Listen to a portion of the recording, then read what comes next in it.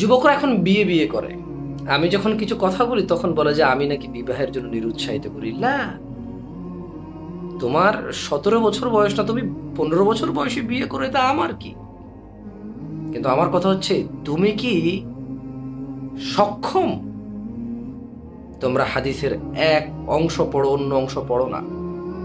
তোমাদের ফিলোসফার বক্তারাও তোমাদেরকে সতর্ক করে না। তুমি রাগ করো, আমি যখন কাউকে ইঙ্গিত করে কথা বলি, কিছু ইঙ্গিত করে কথা বলি, তুমি মনে করো আমি খুব রুড।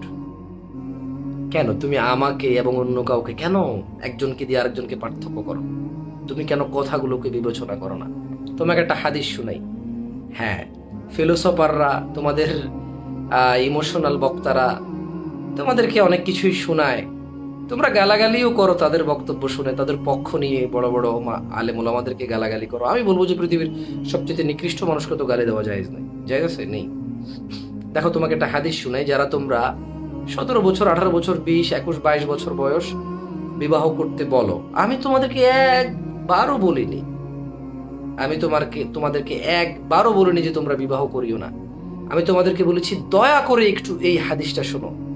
যুবক, সোশ্যাল মিডিয়া বিয়ে বিয়ে করে নোংরামো করা যুবক, তুমি বিবাহকে হাসি তামাশায় পরিণত করেছো।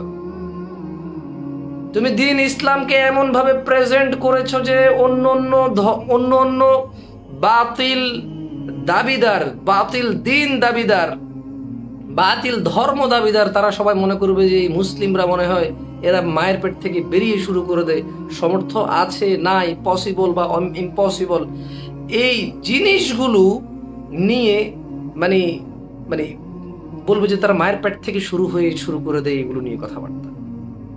তোমাকে আমি এগুলো বললে তুমি মনে করো আমি তোমাকে বিবাহ থেকে নিরুৎসাহ করি। না, তুমি সুন্দর করে হাদিসটা শোনো। যে হাদিস তুমি পড়েছো সেটা অর্ধেক, পুরোপুরিটা তুমি পড়ে শোনো। তোমাকে বড় বড় আলেমরা বিবাহের জন্য উৎসাহিত করেছে, এই জন্য উৎসাহিত করেনি যে তুমি বাবা মায়ের সাথে বেয়াদবি করবা, বাবা মায়ের সাথে দোষ দিবা, আর তোমার বাবা মা কেন তোমাকে বিবাহ করাচ্ছে না, তুমি যে নষ্টামি করবা, তুমি যে মেয়েদের সাথে রিলেশন করবা যুবক, এরপরে বলবো যে আমার বাবা খারাপ, আমার বাবা আমাকে বিয়ে দেয় না, আমার মা খারাপ, আমার মা বোঝে না, ওরা দিন ধর্ম বোঝে না, ওরা আমাকে বিয়ে দিচ্ছে না, আমার বয়স 21 বছর, বিবাহ করাটা খুবই জরুরি। আমি বলছি না যে তোমার বিবাহ করা জরুরি না, আমি বলছি যে তুমি কেন হাদিসটা পুরোপুরি পড়ো না। আমি তোমাকে সেটাই বলছি, আমি তোমাকে পড়ে শোনাই। আব্দুল্লাহ ইবনে মাসউদ রাদিয়াল্লাহু আনহু, একটা হাদিস পড়বো যুবক, দেখো তুমি এখান থেকে কি শিক্ষা পাও। একটু আল্লাহর দিকে তাকিয়ে নোংরামোটা বন্ধ করো, একটু এবার পক্ষপাতিত্ব বন্ধ করো, একটু এবার মূল উদ্দেশ্যটা বোঝার চেষ্টা করো। ভুল বোঝার দরকার নেই, আর এই ভুল বুঝে তোমার কোনো উপকার হবে না। তুমি যদি আমি বা আমাদেরকে ভুল বোঝো, এতে তোমার কোনো উপকার হবে না। তুমি বিলিভ করো তোমার কোনো উপকার হবে না, কারণ কিয়ামত দিবসে যে সফল সেই উপকৃত। আব্দুল্লাহ ইবনে মাসউদ রাদিয়াল্লাহু আনহু বলেন, নবী সাল্লাল্লাহু আলাইহি ওয়াসাল্লামের সঙ্গে আমরা কিছু যুবক ছিলাম, আর আমাদের কোনো কিছু ছিল না। এই অবস্থায় আমাদেরকে রাসূলুল্লাহ সাল্লাল্লাহু আলাইহি ওয়াসাল্লাম বলেন, হে যুব সম্প্রদায়, আব্দুল্লাহ ইবনে মাসউদ রাদিয়াল্লাহু আনহু, আমি তুমি না, যে সেই মানুষ না, হাদিসের সারমর্মটা বোঝো, হাদিসের বক্তব্যটা বোঝো। আব্দুল্লাহ ইবনে মাসউদ রাদিয়াল্লাহু আনহু তিনি বলছেন যে আমাদের কাছে কিছুই ছিল না, আর এই অবস্থায় রাসূলুল্লাহ সাল্লাল্লাহু আলাইহি ওয়াসাল্লাম আমাদেরকে উদ্দেশ্য করে বলেন, হে যুব সম্প্রদায়, তোমাদের মধ্যে যারা, হাদিসটা বোঝার চেষ্টা করো, বাংলা বুঝার চেষ্টা করো যুবক, তুমি শুধু ভুল বোঝো। আব্দুল্লাহ ইবনে মাসউদ রাদিয়াল্লাহু আনহু কি বলছে? হে যুব সম্প্রদায়, রাসূল সাল্লাল্লাহু আলাইহি ওয়াসাল্লাম বলেছে তোমাদের মধ্যে যারা, তার মানে সবাই নয়, সবাই নয়। বাবা মায়ের উপরে লানত করা বন্ধ করো, বাবা মাকে অভিশাপ দেওয়া বন্ধ করো, নিজের দোষ অন্যের ঘাড়ে চাপানোর চেষ্টা বন্ধ করো, নিজের নোংরামুখে দ্বীনের উপরে আনা বন্ধ করো, কোন আলেম ওলামার সঠিক পরামর্শকে ভুল ভাবে নেওয়া বন্ধ করো, বন্ধ করো এবার ভুল বোঝাবুঝি। কেন তুমি একজনের ব্যাখ্যাকে ভুল ভাবে নিবা আর আরেকজন শুধরায় দেওয়াটাকে তুমি ভুল ভাবে নিবা? তোমাকে যিনি বলেছে বিবাহ করতে, তিনি তোমাকে বিবাহ করতে বলেছে যে কোনো মূল্যে নয়, হারাম পদ্ধতি অবলম্বন করে নয়, মারামারি কাটাকাটি করে নয়, গালাগালি করে নয়, বাবা মায়ের উপর লানত অভিশাপ করে নয়, তোমার পরিস্থিতি তোমার অনুকূলে নেই, তোমার পরিস্থিতি তোমার সঙ্গে নেই, তোমার কাছে কি সমাধান দেয়নি ইসলাম? ইসলাম প্রত্যেকটা জিনিসের সমাধান দিয়ে গেছে। তুমি হাদিসটা বোঝো। রাসূল সাল্লাল্লাহু আলাইহি ওয়াসাল্লাম বলেন, তোমাদের মধ্যে, এই তোমরা যারা আছো সবাই, এদের মধ্যে যারা, তার মানে স্পেসিফিক, যারা বিয়ে করার সামর্থ্য রাখে, আমি বিবাহের বিরুদ্ধে বলছি না, আমি বলছি তোমাদের নোংরামের বিরুদ্ধে।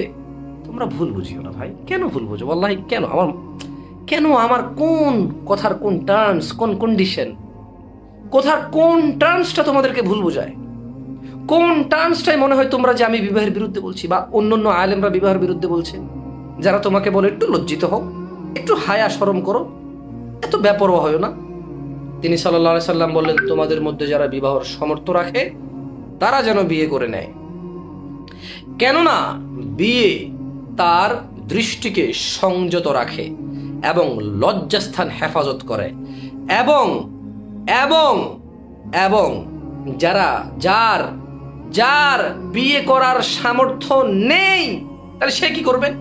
মারামারি করবে, বাপের উপর লানত করবে, স্কুল মাদ্রাসা ছেড়ে দিবে, প্রেম প্রীতি করে দিন কাটাবে, জানা ব্যভিচার করবে, আর বলবে বাপের দোষ, আমার বাপ বিয়ে করে না তাই আমি জানা করি, আমার বাপ বিয়ে করে না তাই আমি প্রেম করি, আমার বাপ বিয়ে করে না তাই আমি গাঁজা খাই, আমার বাপ বিয়ে করে না তাই আমি মদ খাই, আমার বাপ বিয়ে করে না তাই আমি 3টে সিম চালাই, আমার বাপ বিয়ে করে না তাই তো আমি প্রেম করতেছি, হারাম রিলেশন করতেছি, বিয়েটা করালে তো আমি হারাম রিলেশন করতে হতো না, হালাল হয়ে যেত। এগুলা করবে? যারা বিয়ে করার সমর্থ নেই তারা এগুলো করবে? হ্যাঁ, বাপ মায়ের দোষ, সমাজের দোষ, পরিস্থিতির দোষ, দোষ আছে এগুলোর। কিন্তু এই দোষ দিয়ে কি বাঁচা যায়? এই দোষ দিয়ে কি পাপ মুক্ত হওয়া যায়? এই দোষ দিয়ে কি আমাল নামা পরিষ্কার রাখা যায়? এই দোষ দিয়ে কি জান্নাত পাওয়া যায়? এই দোষ দিয়ে কি জাহান্নাম থেকে মুক্তি পাওয়া যায়?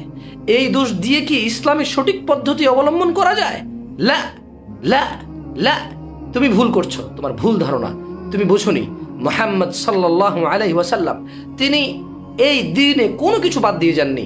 তুমি আবার বোঝো, তোমাদের মধ্যে যার বিয়ে করার সামর্থ্য নেই, তোমাদের মধ্যে যার বিবাহ করার সামর্থ্য নেই, 20 বছর বয়সী স্টুডেন্ট, বাবা রাজি হচ্ছে না, বাবাও তো ইসলাম বোঝে না, বাবাও তো ধর্মকর্ম বোঝে না, সমাজের পরোয়া করে, বড় 2 ভাই আছে, বড় 1 বোন আছে, কোনোভাবে বাবা রাজি হবে না। আর তোমার টাকা পয়সাও নেই, তোমার উপার্জনও নাই, এ বছর তুমি চাকরিও পাচ্ছ না, তুমি কোনো কাজকর্ম জোগাড় করতে পারছো না, তুমি কোনো কর্মে অভিজ্ঞতা নন। তোমার বাবা মাকে তুমি বলতে পারো, অফার করতে পারো যে আমাকে হেল্প করেন, সহযোগিতা করেন, কিন্তু তুমি তুমি এটাকে দায় করে তুমি যা তা করতে পারো না।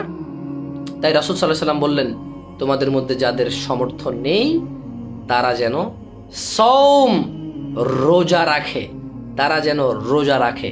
প্রেম করতে বলেনি, বাবা মায়ের সাথে ঝগড়া করতে বলেনি, বাপ মাকে অভিশপ্ত করতে বলেনি, অন্যের দোষ দিতে বলেনি, সমাজের দোষ দিতে বলেনি, ফিতনার দোষ দিতে বলেনি, কিয়ামতের আলামতের দোষ দিতে বলেনি, হুজুরদের ব্যাখ্যা অপব্যাখ্যা করতে বলেনি।